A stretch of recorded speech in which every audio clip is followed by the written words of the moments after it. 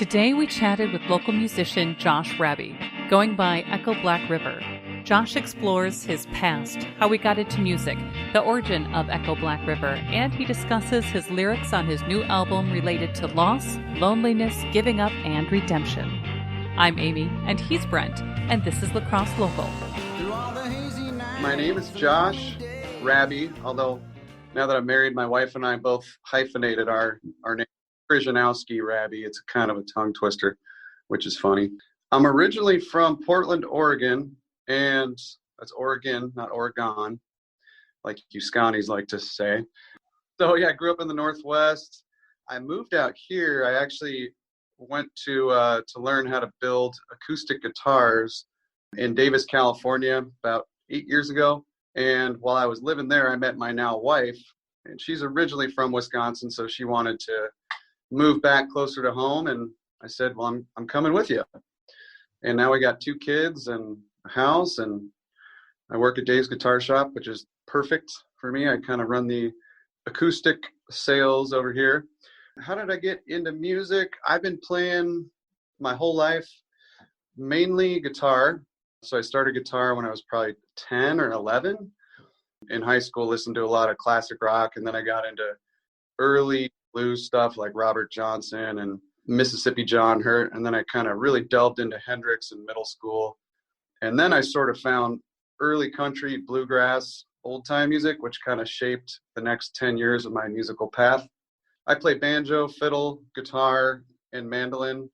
Professionally, those are my main instruments. Fiddle, I'd say, is probably my main instrument along with guitar.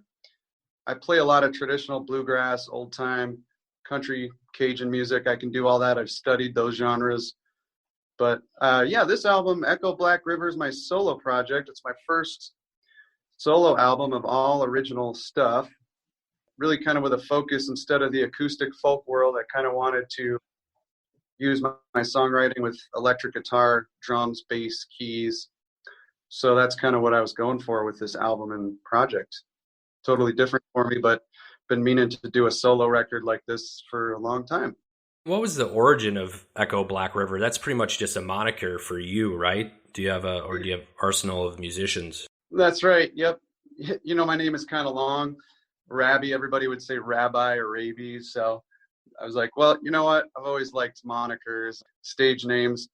I don't know. I really like nature. I love the area, the rivers around here. So it actually has to do with the Black River, obviously, runs through La Crosse and Black River Falls, Sparta. So kind of local geography, echo, I kind of threw that together and kind of represents my original music.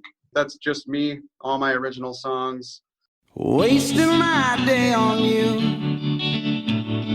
wasting my time on things old instead of new. I fell through the bottom and stagger back up. I've had enough for now.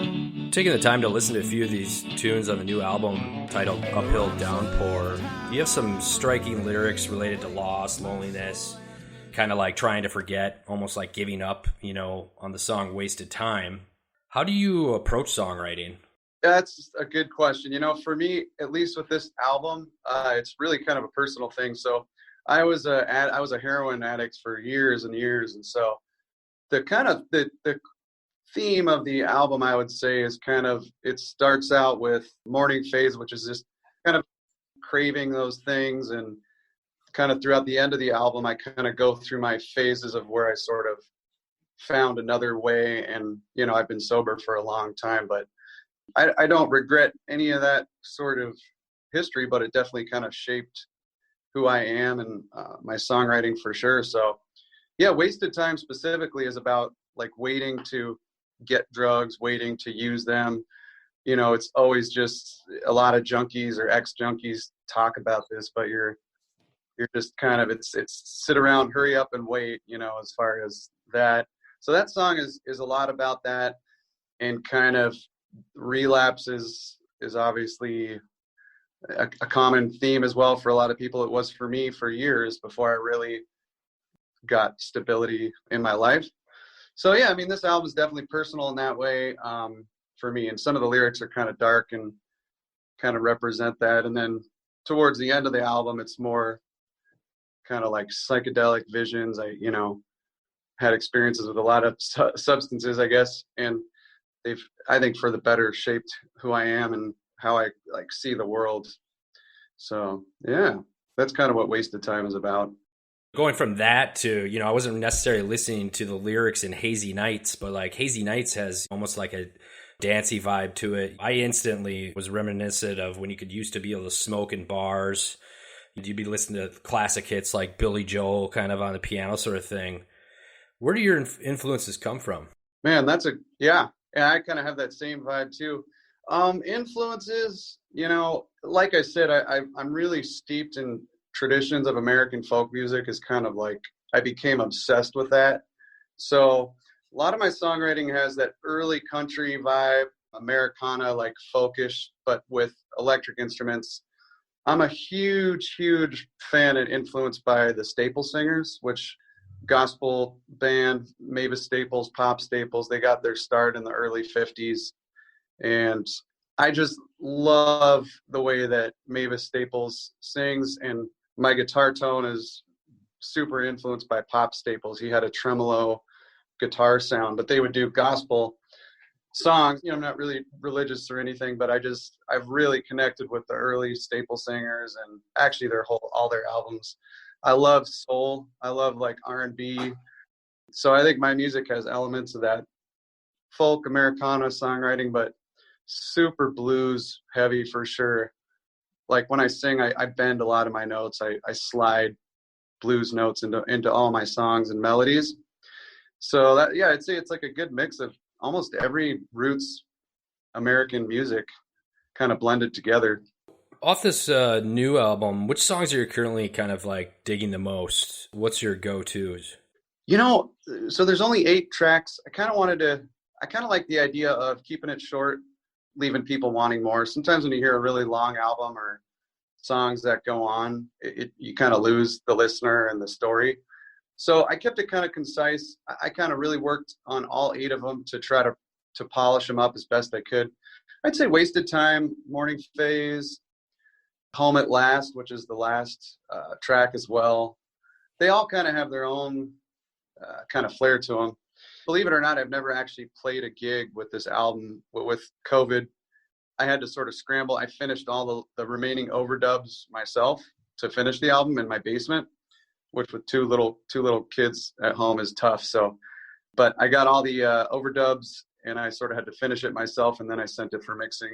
I like to think that all of them kind of have kind of their own special message. My goal is to play out with the band that recorded with me, but they kind of came in as session players. They all did their parts and then they took off. So we've never actually played live together, any of this stuff. Timing's a little bit of a bummer. I'm glad I got the album out, but looking forward to playing these songs live. It's going to be way better. Yeah, I've been talking to a lot of musicians. I mean, it's just been detrimental to them beyond belief, but also some of them have found new audiences online. They didn't like it at first to actually stream, but after a while they realized there was a lot more people actually paying attention to them than, bottles clanking and people talking. So hopefully we get back to it and we can actually come and watch live music again together. Yeah, that's true. And I mean, I'm lucky that I have a job at a music store. Wonderful job. But yeah, a lot of full-time musicians, they're kind of, it's like, what do we do now? The live streaming from Facebook and is sort of one way, but it's not quite the same. So yeah, I'm with you there. It's tough. We're all I have a lot of friends in that boat that are sort of trying to pick up new forms of income, trying to figure out how to just make it. So you kind of touched on it a little bit, wanting to get this band out and get out and play, but what else is coming down the line for you? Is there anything to chat about there or you're excited about? I was a full-time musician. Now I work during the week full-time, but I'm also a dad and a really devoted father and husband, and love my family. I love my girls. They're kind of my positive, my happy place. And I just want to be there for them. So, I mean, I spent years in previous bands, folk and bluegrass groups, touring all over the world, all over the U.S. So I was fortunate enough to travel all throughout my 20s. I got that experience, and you're sleeping on people's floors. You don't know where the gas money is going to come from. We did a lot of street performance during that time. So almost a decade of that. I think I'm sort of settled into sleeping in my own bed is real nice. Spending time with my family on the weekends. but I do want to be able to play locally, around La Crosse in the La Crosse area. I don't think I'd want to go out and tour ever again.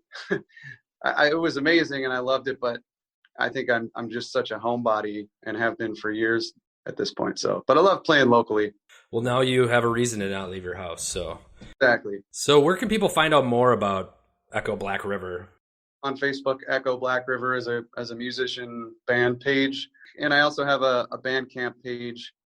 I can't remember the exact URL, but if you go to Bandcamp and just search Echo Black River Bandcamp, you can buy my music there. And it's on all the digital streaming sites as well.